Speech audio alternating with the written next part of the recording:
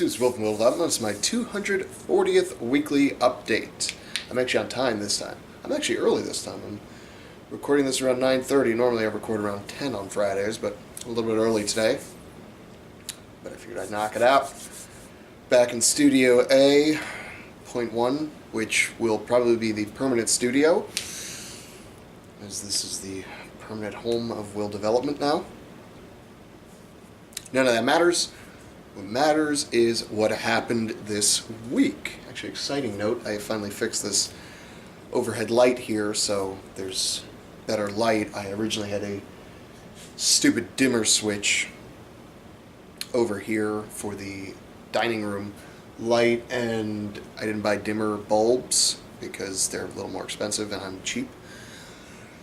So one of the light bulbs didn't even work because it just wasn't getting the correct power it needed. And I finally switched out that light switch. So yay me, home improvement stuff. If you don't do your own home improvement stuff, you're a lazy asshole, and you should really learn how. There's certain stuff that, yeah, leave to a professional. I mean, if you want to knock down a whole wall and do all that kind of stuff, sure, leave it to a professional if you don't have experience. But honestly, like, changing light switches and outlets and things like that, that shit's easy. All you gotta just remember to turn your breakers off. That's it. That's really it, honestly.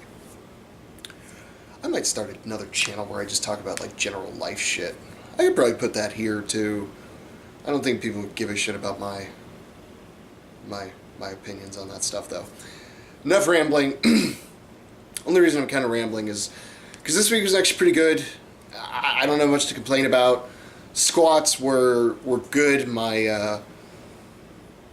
He and I, we're still training partners.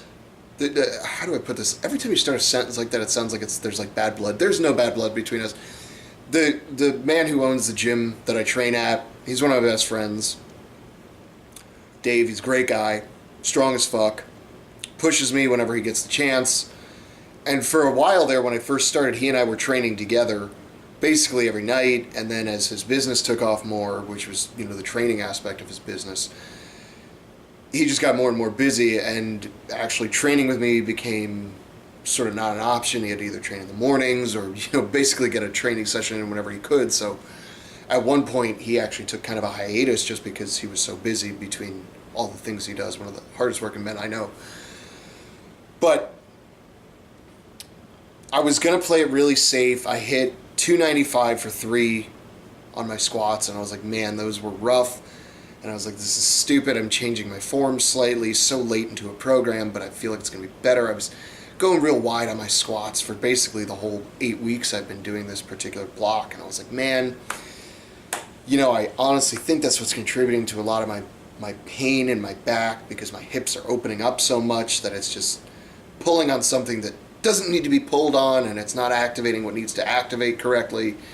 So I said, okay, I'm going to come a little more narrow. And then, all right, my upper back is just getting loose every time I get in the hole. How can I fight this? Well, if I go a little more narrow on my grip, then it's going to solve that situation. Normally, I put a pinky on the rings, and I know that's the right spot. Now I'm about an inch in, and it when you watch my V-Week Up video coming out on Wednesday, you'll see that my back stays a lot tighter. I'm still fighting my right arm.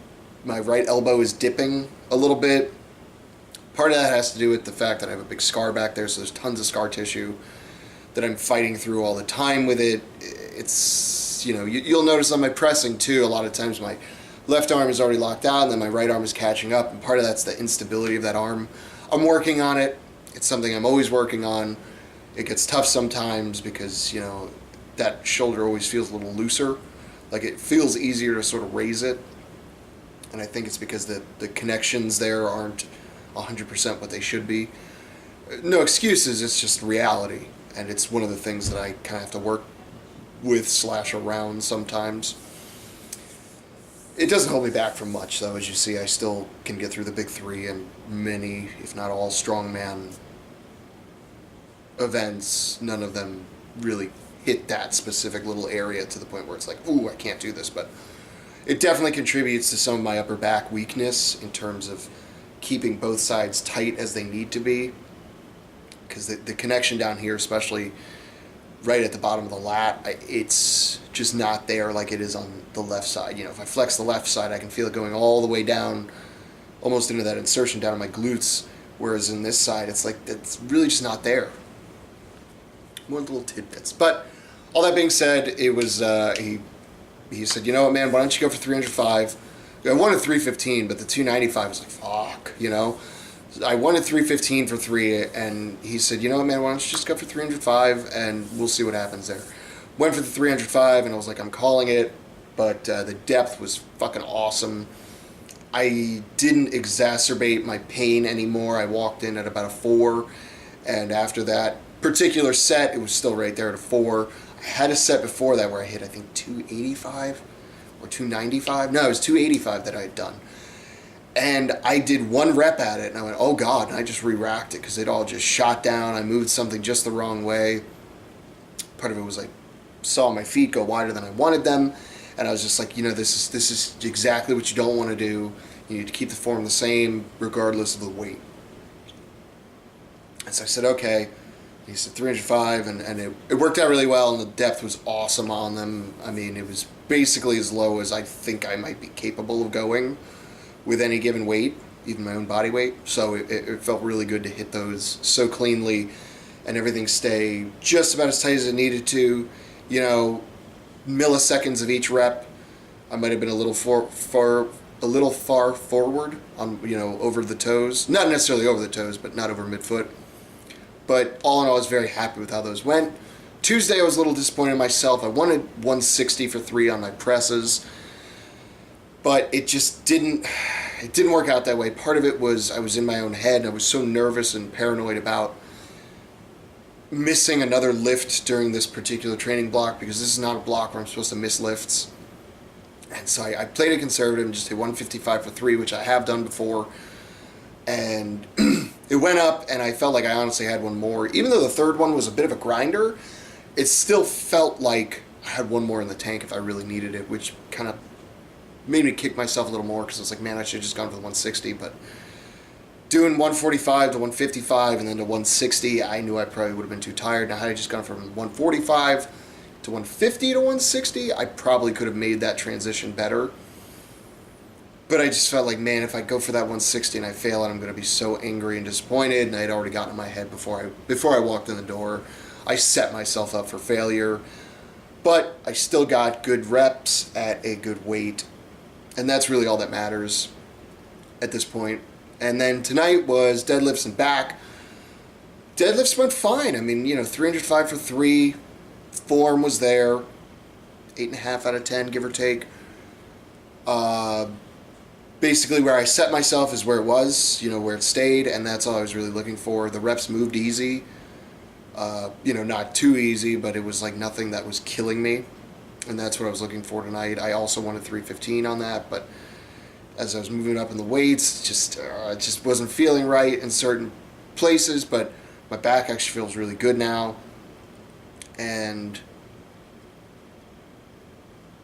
I guess the big win for tonight's particular session was, normally I like doing these basically low cable rows with a straight bar. It's about that, you know, about the length of my arm, give or take.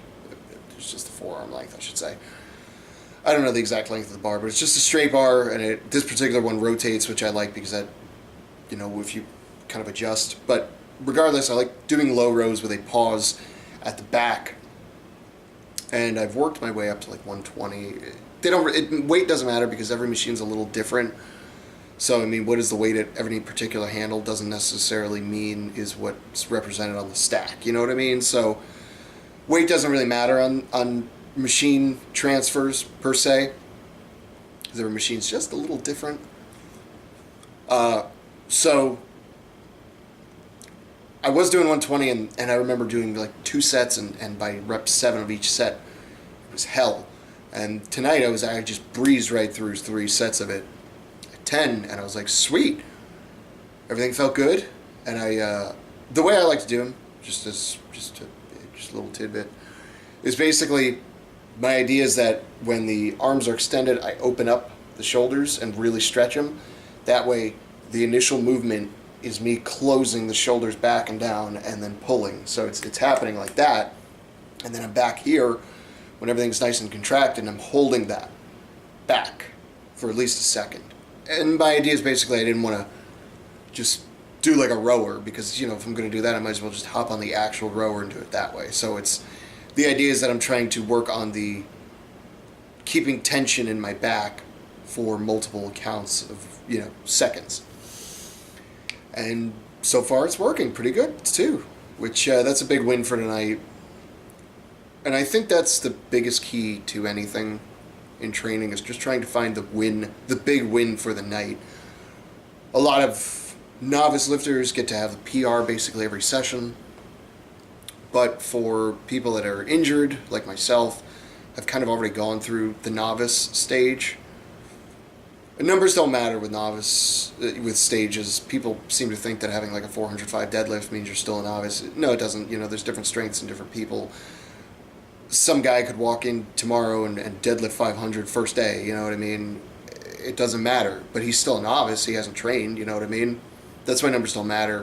It matters kind of how long you've been training and your sort of ability to adapt and adjust to